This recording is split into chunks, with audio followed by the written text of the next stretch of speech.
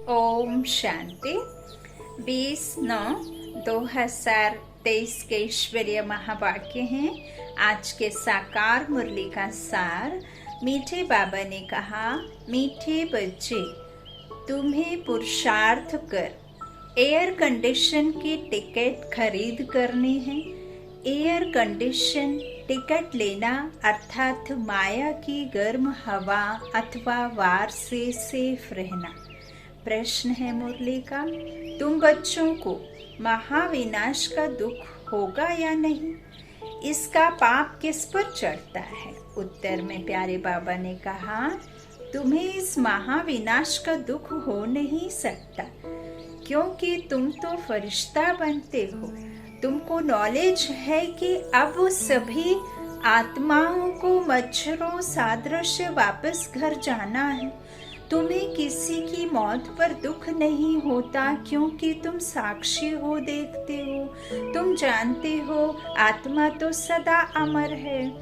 आत्मा अविनाशी है ना, शरीर विनाशी है। यह अटल सत्य है कि जिसे इस दुनिया में आना है उसे जाना भी जरूर है। एक शरीर छोड़ दूसरा जरूर लेना है।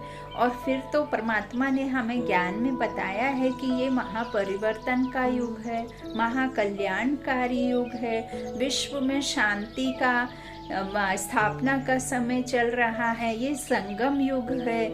यहाँ सारा विनाश जो होता है वो सिर्फ और सिर्फ विकारों का होता है। अनेकानेक धर्म का विनाश होगा, तब फिर एक धर्म की स्थापना होगी, सतयुगी राज्य की स्थापना होगी। तो जो भी आप देख रहे हैं वो सब कल्याणकारी है। बाबा कहते हैं अब ड्रामा का अंतिम है, तो ये ड्रामा अब पूरा होता है। अब इसमें दुख मनाने का क्या है? बाबा कहते हैं तुम साक्षी हो, देखते हो, क्योंकि तुम जानते हो आत्मा तो सदा अमर है। इस विनाश का पाप किसी पर भी नहीं लगता। यह तो जैसे लड़ाई का यज्ञ रचा हुआ है, सभी लड़ मर कर घर वापस जाएंगे। यह भी ड्रामा की भावी है। आदि से अंत है और अंत होना है, तभी फिर आदि की शुरुआत है। तो बाबा कहते गीत है, महफिल में जल उठी क्षमा। ओम शांति। बच्चों ने एक लाइन गीत की सुनी। यह महफिल है किसकी? ज्ञान सागर की, जिसको फिर मनुष्य इंद्र की महफिल कहते हैं, इंद्र सभा। बहुत मनुष्य समझते हैं इंद्र पानी की वर्षा बरसाते हैं। बच्चे समझते हैं यह ज्ञान सागर परम पिता परमात्मा की सभा है, इसमें परवाने बैठे हैं। जीते जी इनके बन जाते, अर्थात इस दुनिया से मर जाने के लिए, क्योंकि जीव आत्माओं को यह पुरानी दुनिया पसंद नहीं है, क्योंकि ये दुखी दुनिया है। तो इसमें सब एक दो से लड़ते रहते हैं। बाप कहते हैं मैं स्वर्ग स्थापन करता हूँ, तो बच्चों में भी नंबरवार हैं। कोई पुखराज परी, कोई नीलम परी, नाम तो बहुत है। यह भेंट की हुई है। बाबा कहते कोई बच्चे अच्छे सेंसिबल बन औरों की सर्विस में लग जाते हैं, सर्विस पर भी तत्पर होंगे। तो बाबा कहते जो क्षमा पर पूरा फिदा हुए होंगे वह बहुत बड़ी महफिल है। तुम जानते हो बाबा आत्माओं की महफिल में आया हुआ है, परंतु इनको जो अच्छी रीति जानते हैं वह इनके सम्मुख प्रैक्टिकल में है। इस समय फोटो में कोई ही जानते हैं, जो परवाने हैं वही जानेंगे, जो फिदा हो जाते हैं बाबा के बन जाते हैं। यह तो समझाया गया है, यह है जीते जी मरना। बाबा मैं आपका हूँ, तन मन धन से समर्पित, बुद्धि से समर्पित हो जाना परमात्मा को, मेरेपन से तेरा आ जाना, और तेरा सब कुछ मेरा और मेरा सब कुछ तेरा। ट्रस्ट होगा तभी हम उसे ट्रस्टी बनाएंगे। तो बाबा कहते हैं मैं पहले हम आपके पास अशरीरी रहते हैं। हाँ, हम बच्चे बाबा के कहते हैं, आत्माएं कहती हैं कि मैं आपका हूँ। पहले हम आपके पास अशरीरी रहते हैं, फिर यहाँ आकर शरीर लेते हैं। बच्चों को जो भी ज्ञान मिलता है यह और कोई दे नहीं सकता, क्योंकि बाप को नहीं जानते। तुम बच्चों को परमपिता परमात्मा आकर पढ़ाते हैं। बाबा कहते हैं जब देवी देवता नहीं जानते तो फिर भला मनुष्यों को कैसे पता होगा कि मैं कौन हूँ, कैसा हूँ। जब तक बाप का परिचय बाप खुद आकर ना दे तब तक इस दुनिया में किसी को भी उनका परिचय मिल ही ना सके, है ना। तो बाबा कहते हैं बच्चों को जो भी ज्ञान मिलता है वो कोई और दे ही नहीं सकता, क्योंकि बाप को नहीं जानते। तुम बच्चों को परमपिता परमात्मा आकर पढ़ाते हैं। गाया हुआ है सभी वेद शास्त्र आदि गीता के पत्ते हैं। बाबा कहते हैं सब मनुष्य मात्र इस मांडवों में किसके पत्ते हैं? इस देवी देवता धर्म से ही सब निकले हैं। इसलिए तुम झाड़ के चित्र में देखेंगे कि शुरू में पत्ते नहीं हैं, पत्ते बाद में ही पैदा होते हैं, तो उन्हों को ऊपर दिखाया हुआ है। फाउंडेशन देवी देवता धर्म का है। पहले थुर एक होता है, फिर उनसे टाल टालियां निकलती हैं, फिर पत्ते। बच्चों की बुद्धि में है कि यह विराट मनुष्य सृष्टि के धर्मों का झाड़ है। आजकल की गवर्नमेंट धर्म को नहीं मानती, कहते हैं हम सब आपस में रह सकते हैं, परंतु आपस में ठक ठक कितनी है। लड़ाई आपस में चलती ही रहती है, जैसे कि लड़ाई का यह यज्ञ रचा हुआ है। कहाँ न कहाँ लड़ते झगड़ते रहते हैं। यह भी ड्रामा में नूंद है। युक्ति ऐसे करते हैं कि आपस में लड़ मरें। आगे हिंदुस्तान पाकिस्तान अलग अलग थोड़े ही था। कई ब्रह्मा बाबा को समझते हैं कि पाकिस्तानी है, लेकिन जब ब्रह्मा बाबा ने ज्ञान लिया या जब भी परमात्मा ने अपना बच्चा बनाया, बाबा के तन में जब आए, तब थोड़े ना कोई अलग अलग था देश, हाँ, कि वो अलग था ये अलग था, बाद में हो गया। हाँ, तो बाबा कहते हैं इस तरह से ये इकट्ठा था। पहले महाराष्ट्र गुजरात ये सब इकट्ठे थे, अभी देखो तो कितने टुकड़े टुकड़े कर दिए हैं। अगर एक ही परिवार के दो राजनीति में दो अलग अलग पार्टी से हैं तो भी फिर अपना गांव अलग अलग हिस्सों में बांट देते हैं, तो देखो कितना ना कुछ हो रहा है। बाबा कहते हैं ना आपस में लड़ाई चलती रहती है। तो इस तरह बाबा बैठ समझाते हैं कि पहले पाकिस्तान और हिंदुस्तान अलग अलग थोड़े ही था, सब इकट्ठे थे, गवर्नमेंट भी मजबूत थी, आपस में कोई लड़ नहीं सकते थे, क्योंकि ऊपर में बड़े बड़े नवाब होते थे। जैसे अब सारी दुनिया के लिए UN आदि बड़ी बड़ी कमेटी है, परंतु इन सब के लिए धनी धोरी तो कोई है नहीं। दो टुकड़े हो गए हैं, दुख वृद्धि को पाता ही रहता है, एक दो को मारते ही रहते हैं। ड्रामा में देखो कैसा राज है। एक दो से लड़ेंगे तो बाप पर थोड़े ही पाप लगेगा। हाँ, बाप थोड़ी लड़ाने कह रहे, बाबा तो हमको समझा रहे हैं कि मीठे बच्चे, तुम तो प्रेम के सागर के बच्चे हो, तुम्हारा काम ही है मर्सीफुल बन सब पर रहम करना। तो बाबा कहते हैं तुम अगर ये समझ जाओ कि हम सब एक पिता की संतान है तो आपस में लड़ाई ही ना हो, और वो लड़ ही नहीं सकते जो समझ गए हैं कि मैं परमात्मा की संतान हूँ और इस दुनिया में सर्व आत्माएं, जो भी मनुष्य आत्माएं हैं, सब ने एक पिता की संतान ही हैं और सब आत्मा हैं। तो फिर लड़ाई तो अपनों से नहीं हो सकती, लेकिन जिन्होंने नहीं जाना, जिन्होंने नहीं पहचाना, तो वो अपने आप को अलग अलग समझते हैं। वो इस धर्म का, वो उस धर्म का, उसका ऊंचा उसका नीचा, इसका ऊंचा उसका नीचा, ऐसे करते करते करते आपस में ही देखो लड़ते हैं। तो इसमें फिर किसका गलती है? बाबा कहते हैं इस तरह से बाप पर थोड़े ही पाप लगेगा। हम साक्षी हो, देखते हैं, तुम जानते हो सब लड़कर खत्म ही हो जाने वाले हैं। कोई बड़ा आदमी मर जाता है तो 8-10 रोज उसके लिए थोड़ा बहुत कार्यक्रम चलता है, हॉलीडे आदि करते हैं। तुम्हारे लिए तो कुछ नहीं है, तुम तो फरिश्ते बन रहे हो।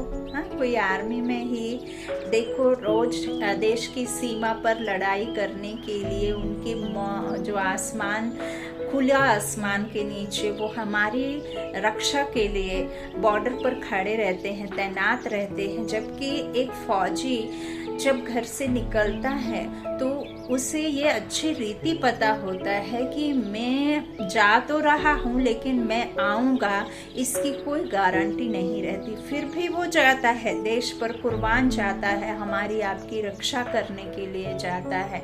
लेकिन उनके शहीद हो जाने के बाद तो कोई उनके लिए कोई किसी तरह का प्रोग्राम नहीं रखते हैं, ना ही कोई छुट्टियाँ रखते हैं, है ना। पता चल गया तो थोड़ा मौन व्रत रख लिया। तो बाबा कहते हैं देखो कोई बड़ा करता है तो 8-10 रोज उसके लिए थोड़ा बहुत कार्यक्रम चलता है, लेकिन बाबा कहते हैं कि वो भल शहीद हो रहे हैं, भल वो अपने देश पर कुर्बान जा रहे हैं, लेकिन उनकी देश की कुर्बानी के बाद भी इस विश्व में शांति तो नहीं आएगी जब तक तुम परमात्मा के ज्ञान में आकर परमात्मा की श्रीमत पर नहीं चलोगे। तो इसीलिए बाबा कहते हैं कि आप भल उधर जाकर के लड़ाई कर रहे हो, लेकिन मेरी याद में रह करके करोगे तो फिर तुमको सदगति जरूर मिलेगी, है ना, मुक्ति, जीवन मुक्ति जरूर मिलेगी। इसीलिए परमात्मा कहते हैं कि हर क्षण को आखिरी क्षण समझकर जीवन जियो और हर क्षण में मेरी याद में रहो और श्वासों श्वास मुझे को याद करो, और अंतिम समय तक जब तक जीवन है तब तक ये पढ़ाई पढ़नी है। तो बाबा कहते हैं इस तरह हॉलीडे आदि करते हैं तुम्हारे लिए तो कुछ नहीं करते हैं, तुम तो फरिश्ते बन रहे हो, तुमको विनाश का भी दुख नहीं होता। अब तुम अक्षरों सादृश्य मरेंगे, फिर कौन किसको देखेंगे यह राज तुम बच्चे ही जानते हो। नई दुनिया में रहने वाले तो बहुत फर्स्ट क्लास चाहिए। अब देखो बाबा ने मच्छरों सदृश जो सीन दिखाई है, तो देखो कोरोना के टाइम पर, कोविड के टाइम पे तो वो सीन सबने देख ली। अपनों को अपनों से मिलने की इजाज़त नहीं थी, चाहे फिर वो कोई छोटा बच्चा अकेला गया हो, चाहे पेरेंट्स घर के गए हो, लेकिन किसी को भी किसी का भी फेस तक देखने की वहाँ पे परमिशन नहीं थी। कैसे थोक के भाव में गए और कैसे डेड बॉडीज को भी एक साथ जलाया गया, जगह भी नहीं मिलती थी। तो इस तरह से बाबा ने जो कहा है उसमें तो कोई झूठ हो ही नहीं सकता। तो बाबा कहते इसका दोष भी कोई मेरे ऊपर नहीं आएगा, यह राज तुम बच्चे ही जानते हो। नई दुनिया में रहने वाले तो बहुत फर्स्ट क्लास चाहिए, यहाँ कोई मरे तो तुमको थोड़े ही दुख होगा, तुम तो साक्षी हो, देखते हो इसने जाकर दूसरा शरीर लिया। अपना पाठ बचाने के लिए तुम्हारे में भी सब निश्चय बुद्धि नहीं है। गृहस्थ व्यवहार में रहते पांव से चोटी तक अब खुशी का पारा चढ़ रहा है, फिर कोई का कम कोई का जास्ती, कोई को फिर पाई का भी नहीं चढ़ता। जैसे आटे में नमक, आटे में हम कितना नमक मिलाते हैं, एक चुटकी मिलाते हैं ना, तो उनको फीका ही कहेंगे। मालूम पड़ता है कि किन्हों को नारायणी नशा चढ़ता है। बाबा कहते माता पिता की सर्विस करते हैं, ऐसे नहीं गृहस्थ व्यवहार में रह सर्विस नहीं कर सकते। देखो जिनको मन में आज ख्याल उठा हो या थोड़े समय पहले प्रश्न उठा हो कि कैसे इनको ये कहना चाहिए परमिट मिल गया है बिना सेंटर बिना कुछ, तो देखो आज सुप्रीम गॉड फादर की अथॉरिटी अपने महावाक्यों में लिख रही है कि माता पिता की सर्विस करते हैं, ऐसे नहीं गृहस्थ व्यवहार में रह सर्विस नहीं कर सकते। शुक्रिया बाबा, शुक्रिया शुक्रिया। वह तो और जास्ती ही सर्विस करेंगे, और ही जास्ती माँ बाप का नाम भी बालक करते हैं, गृहस्थ व्यवहार में रहकर कमल फूल समान अच्छे लडोल बनकर फिर औरों को भी बनाते हैं, तो उन्हों की महिमा जास्ती है। तुम बाबा कहते तो शुरुआत में निकल पड़े, वह भी ड्रामा है। भट्टी बनी थी, उसमें से भी कोई कच्ची ईंट निकली, कोई पक्की थी। बाबा कहते कोई फिर पक्की भी निकली। ICS के इम्तिहान में सब थोड़े ही पास होते हैं। सब हो जाए तो फिर सभी IAS न कर लें, IIT कर लें, सभी डॉक्टर ही डॉक्टर हों पूरी दुनिया में यदि वश में हो तो सब थोड़े न निकाल लेंगे ICS के इम्तिहान। तो बाबा कहते क्योंकि गवर्नमेंट को बहुत पगार देना पड़ता है, यहाँ भी ऐसे है, बड़ी जायदाद देनी पड़ता है, देना पड़ता है बाबा को। तो बाबा कहते हैं मुख्य 8 पास होते हैं, फिर 108 की माला बनती है, 8 डिनाइस्टी चलती है ना, तो बाबा कहते हैं मुख्य सिर्फ 8 पास होते हैं। पुरुषार्थ कर ऊंच पद पाना है, रिजर्व कराया जाता है ना, कराया जाता है कि नहीं, तो first class air condition, air condition में कभी गर्म हवा नहीं लगेगी। कौन सी गर्म हवा? माया रूपी गर्म हवा। तुमको कोई भी इस दुनिया की गर्म हवा अर्थात माया का वार ना लगे, इतना मजबूत होना चाहिए। 8 तो बिल्कुल फर्स्ट क्लास है, फिर 108 हैं। नाम भी है महारथी घोड़े सवार प्यादे। बाबा कहते हैं हर एक समझ सकते हैं कि हम कौन सी टिकट खरीद कर रहे हैं। जैसे कि आप एग्जाम दे करके आते हैं तो आप एक एस्टिमेट लगा लेते हैं ना कि हमारे को कितने मार्क्स मिलेंगे, माफी। तो बाबा कहते हैं ये तो तुम खुद भी समझ सकते हो कि तुम कौन सी टिकट खरीद कर रहे हैं। हर एक को टिकट लेनी है। पुरुष को अपनी, स्त्री को अपनी टिकट लेनी है। स्त्री को चांस जाती है क्योंकि पुरुष जो करते हैं तो उसका आधा हिस्सा स्त्री को मिल जाता है। स्त्री जो सौदा करती है वह कुछ भी देती है तो उसका हिस्सा पति को नहीं मिलता है, क्योंकि पुरुष तो रचयिता है, पैसे उनके हाथ में रहते हैं। वह जो करेगा उसका हिस्सा स्त्री को मिल जाता है ना। गवर्नमेंट जॉब में यदि कोई पति होता है तो उसका आधा पेंशन मिलती है ना, पत्नी जब तक जीवित रहती है ना। तो बाबा क्या कह रहे हैं कि उसका हिस्सा स्त्री को मिल जाता है। स्वर्ग में तो दोनों मालिक रहते हैं।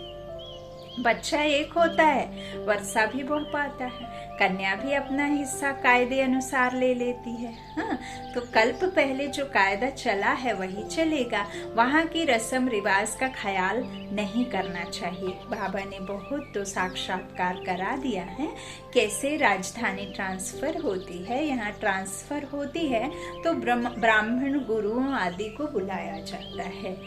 आगे की रस्म रिवाज बहुत अच्छी थी। जब वानप्रस्थ लेते थे तो बच्चे को बड़े प्रेम से गद्दी पर बिठाते थे। अब तुम कारोबार संभालो। अभी तो बिल्कुल बूढ़े हो जाते हैं तो भी छोड़ते नहीं हैं।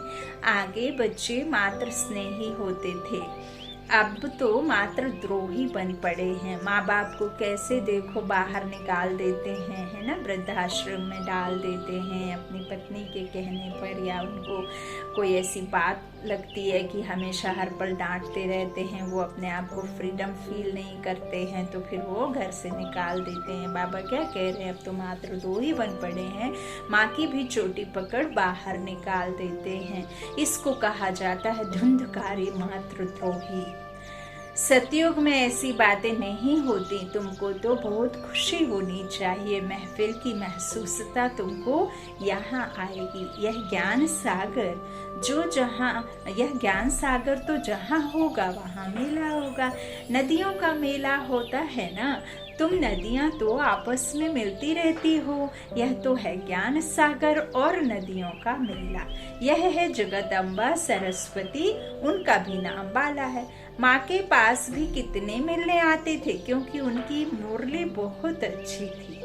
मम्मा की मुरली आपने सुनी होगी, तो कितनी सहज, कितनी मीठी और कितनी अच्छे से समझाया करती थी कि बिल्कुल कभी आप भूल ही नहीं सकते हो। इतनी मीठी मुरली सुनाती थी।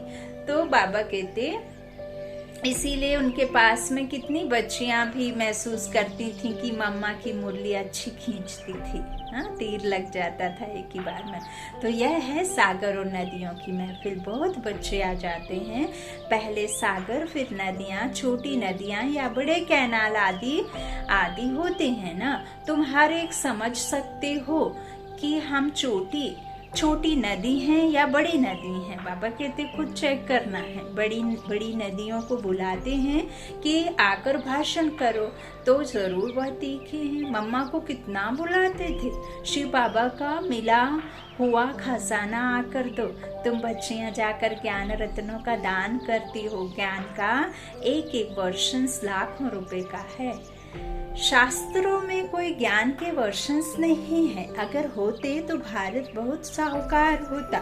तुमको तो रत्न मिलते हैं जिनसे तुम 21 जन्म के लिए साहूकार बनते हो। बाबा कहते अगर इस तरह से होते कोई वर्षंस तो फिर कितना ना भारत साहूकार होता। लेकिन तुमको तो रत्न मिलते हैं जिनसे तुम 21 जन्म के लिए साहूकार बनते हो।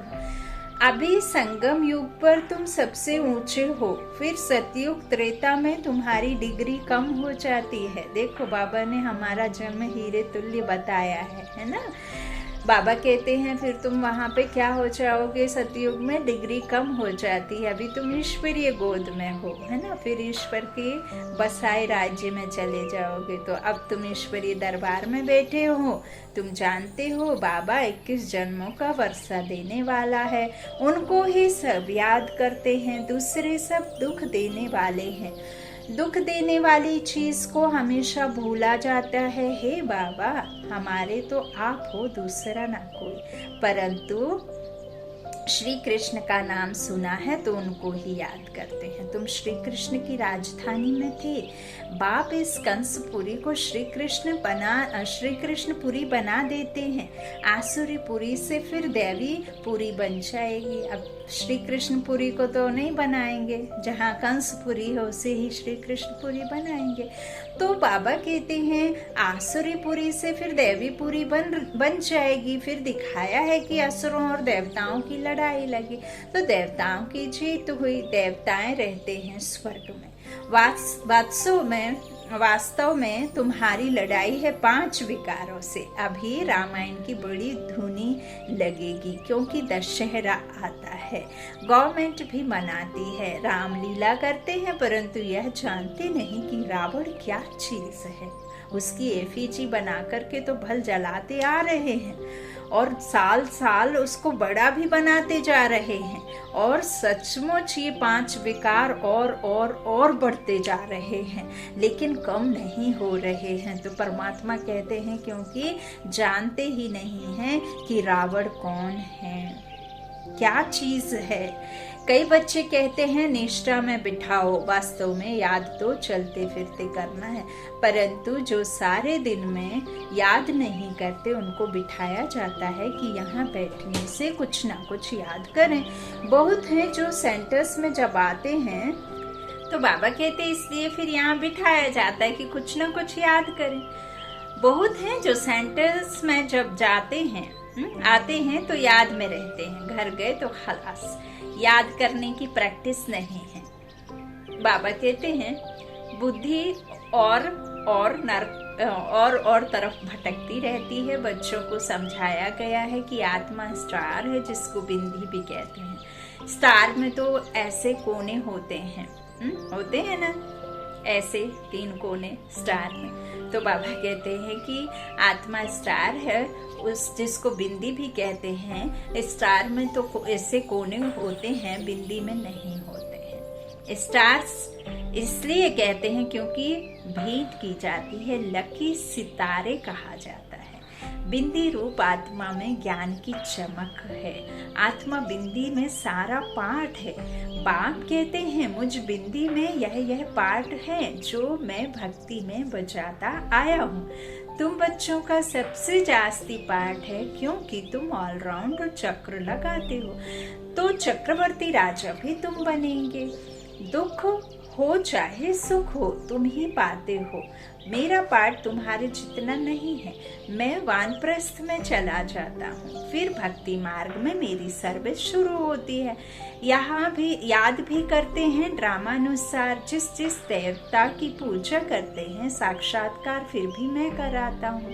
बाबा क्या कहते हैं कि भला आप मंदिर में जाकर के दान देते हो, फिर चाहे फिर गरीबों के पास जाकर के गरीबों को भोजन आदि कराते हो, और किसी भी तरह का आप दान दक्षिणा देते हो, भल किसी के आधार को लेकर के आप देते हो, लेकिन आपके मन में तो भगवान के प्रति ही रहता है ना कि ये भगवान के लिए दे रहे हैं। परमात्मा क्या कहते हैं, चूंकि आप किसको एक आधार बना करके, है ना, बनाते हो, एक मीडिएटर, डायरेक्ट नहीं, मीडिएटर के द्वारा, क्योंकि उस समय तो हमें पता ही नहीं होता ना कि ईश्वर कहाँ है, कैसा है, लेकिन हम दुखी होकर के ईश्वर को याद जरूर किसके द्वारा करते हैं, करते उसी के लिए हैं। तो बाबा कहते हैं कि जो तुम किसके द्वारा करते हो, इनडायरेक्ट करते हो, लेकिन मेरी याद में करते हो, तो मैं उसका भी फिर तुमको अल्पकाल के लिए सुख देता हूँ। जैसे अब खूब दान किया या कोई हॉस्पिटल खुलवा दिया तो जो तुम्हारा दूसरा जन्म होगा उसमें तुम निरोगी रहोगे। जैसे कोई स्कूल आदि के लिए, पढ़ाई के लिए दान दिया तो फिर दूसरे जन्म में तुमको मैं क्या करता हूँ, अल्पकाल का सुख देने के लिए तुमको एक अच्छा सा घर और अच्छा सा बहुत अच्छा एजुकेटेड बना करके तुमको बहुत अच्छे पद पे बिठा देता हूँ, है ना। और इस तरह से बाबा कहते हैं देता मैं ही हूँ, है ना। ऐसे तो नहीं कि जो मंदिर में आप किसी के थ्रू दे रहे हैं या किसी गरीब को दे रहे हैं तो वो आपको देते हैं, उनके पास में तो वो अथॉरिटी नहीं है। अथॉरिटी तो एक ही है, परमात्मा के पास में, है ना। तो बाबा क्या कहते हैं कि जो भक्ति मार्ग में तुम करते हो ना, तो शुरू तो सर्विस मेरी हो जाती, याद भी करते हैं ड्रामा अनुसार, तो जिस जिस देवता की पूजा करते हैं साक्षात फिर भी मैं कराता हूँ, है ना। क्योंकि परमात्मा तो जानता है ना कि मुझे इसके द्वारा याद किया जा रहा है। तो यह ड्रामा में मेरा पार्ट है, वह समझते हैं, हमको इनसे साक्षात्कार होता है। इनमें भी भगवान है, समझते हैं। गणेश से साक्षात्कार हुआ तो गणेश में भी परमात्मा है। इससे ही सर्वव्यापी का ज्ञान उठा लिया है। देखो बाबा ने आज कितना गुहाराज समझाया है। बाबा ने कहा जो तुम इनडायरेक्ट भक्ति करते थे उस भक्ति का फल देता तो मैं था, लेकिन जो मूर्तियां विराजमान होती हैं मंदिरों में या जिसके तुम याद करते हो जिसको, उसका यदि मैं साक्षात्कार करा देता तो जैसे गणपति का हो गया, दुर्गा का हो गया, तो तुम क्या समझते कि देखो इनका हमें साक्षात्कार हो गया। तो फिर वहीं से फिर क्या हुआ कि इनमें भी पावर हमने समझ लिया कि ये भी शक्तियों से भरपूर हैं, इनमें भी जान है, और फिर सर्वव्यापी का ज्ञान उठा लिया है। तो और तुम सब बच्चे कहते हो हम सब बाबा को याद करते हैं, अर्थात सब में बाबा की याद है, तो इससे भी सर्वव्यापी समझ लेते हैं। जबकि इस संसार में हर कोई रावण राज्य में परमात्मा को याद करता है, हर एक के दिल में, हर एक के मन में उस परमात्मा की छवि या परमात्मा की याद समाहित है। लेकिन इसका ये मतलब नहीं है कि परमात्मा आत्मा सो परमात्मा है, सर्वव्यापी है। सर्वव्यापी आत्माओं के अंदर उसकी याद है, लेकिन परमात्मा सिर्फ एक ही है, एक ही बार आता है, वो सर्वव्यापी नहीं है।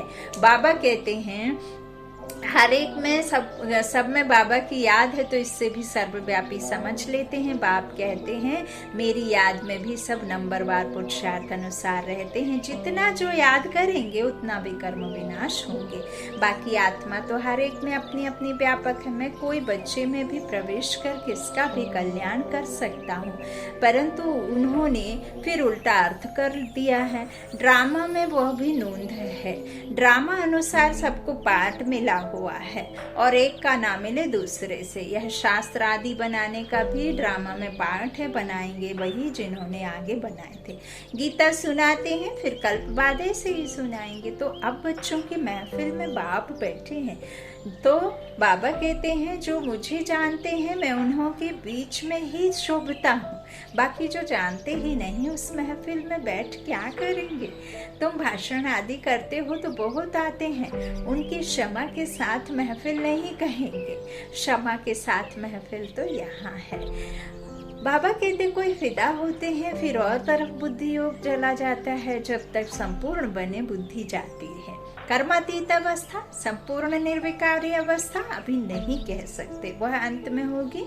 यह पुराना शरीर छूट जाएगा, यह पुरानी खाल है। आत्मा इन पुरानी कर्मेंद्रियों से काम लेती है। अच्छा मीठे मीठे सिक्किलाधे बच्चों प्रति माता पिता बाप दादा का याद प्यार और गुड मॉर्निंग। रूहानी बाप की रूहानी बच्चों को नमस्ते। हम रूहानी बच्चों की रूहानी माता पिता बाप दादा को याद प्यार और गुड मॉर्निंग। शुक्रिया बाबा, शुक्रिया। धारणा के लिए मुख्य सार है। पहला बाबा ने कहा शिव बाबा से मिला हुआ खजाना सभी को बांटना है। अविनाशी ज्ञान रत्नों का दान करके 21 जन्मों के लिए साहूकार बनना है। दूसरा, अपनी अवस्था अचल अडोल बनानी है। गृहस्थ व्यवहार में रहते भी कमल फूल समान बन बाप का नाम बाला करना है। सर्विस में तत्पर रहना है।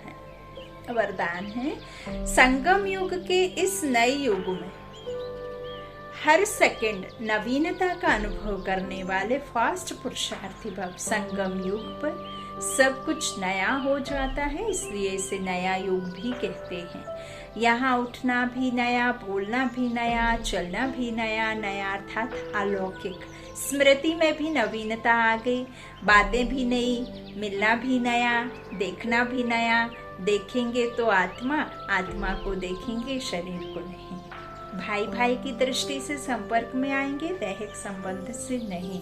प्यार वैसे भी आत्मा से ही होता है, शरीर से नहीं होता है।